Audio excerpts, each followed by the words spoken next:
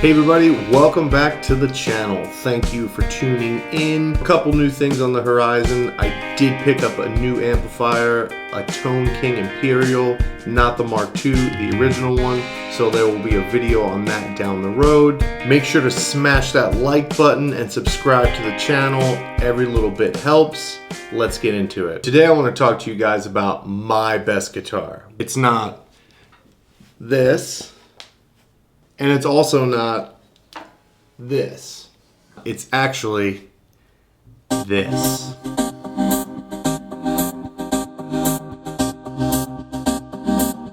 What is this?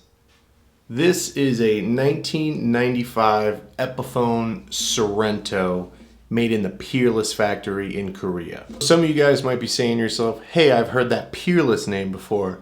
Peerless does make high-end arch tops right now. Peerless guitars are built to super high spec. The Peerless Guitar Factory has been building guitars since the 70s. When Epiphone was outsourced to Korea, they had already been making very high quality guitars in that factory for years. It's pretty widely accepted in the guitar community that good guitars can and are made overseas.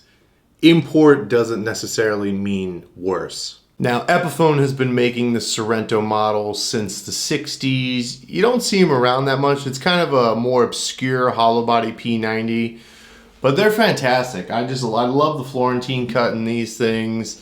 The P90s sound great, and this guitar rings.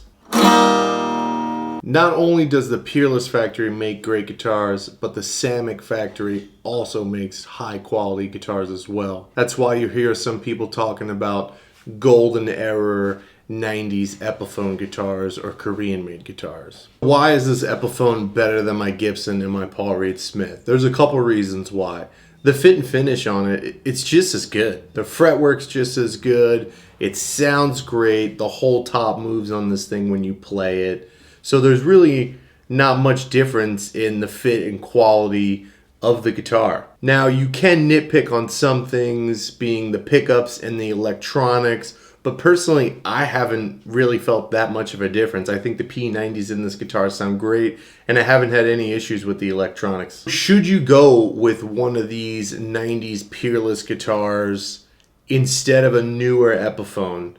And I think yes. I think you're getting a better guitar. Not that the new Epiphones aren't great. I'm sure they are. You're also getting a worn-in guitar. Sometimes people, myself, don't really like buying new guitars. I don't like the way they feel. And when you're buying something that's over 20 years old, the wood's set and the guitar's worn in just right. Unfortunately, the cat's kind of out of the bag on these. You saw it a few years ago with the Korean-made Epiphone Sheratons fetching over $1,000, and these Sorrentos have slowly caught on. I've had two of these and actually sold the other one because I thought this one played better, and the value's just gone crazy. I was buying every single one of these I could find, and I picked the best one, which is the one I have today. Funny story actually, when I was living in San Diego, I dropped off a lot of my guitars, a Les Paul, American Strat, a Japanese Telecaster, my 335, and this Epiphone.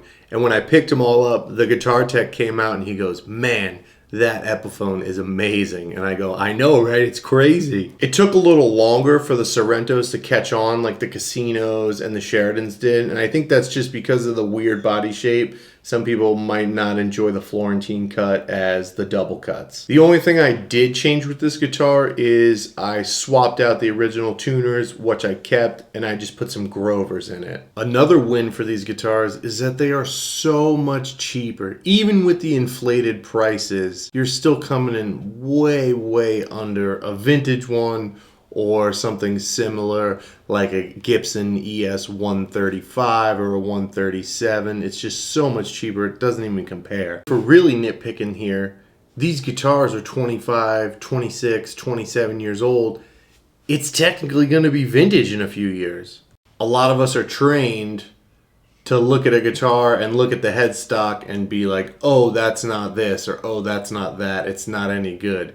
And that's just not the case. There is great guitars being made at almost every price point. Now, of course, better is always subjective, but in my eyes, for the prices I paid for my other guitars and the price I paid for this guitar, which at the time was $500, this guitar is every bit just as good. And that big price gap kind of makes me feel like it's better. Any good guitar that you can get that sounds good and plays well for a cheap price that's going to allow you to put a new guitar in your hands and become inspired, to me that's worth it, and it's everything. If anyone is in the market and looking for a good guitar for a reasonable price, these Korean-made alternatives, specifically Epiphone from the 90s, might not be a bad alternative. They are great guitars. So let me know what you guys think down in the comments. Do any of you guys have any of these 90s Epiphones or any other Korean-made guitar? Let me know what you think. As always, I'm going to leave you guys with some tones. Thanks for watching the video. Tune in next time and make sure to like and subscribe. Take it easy.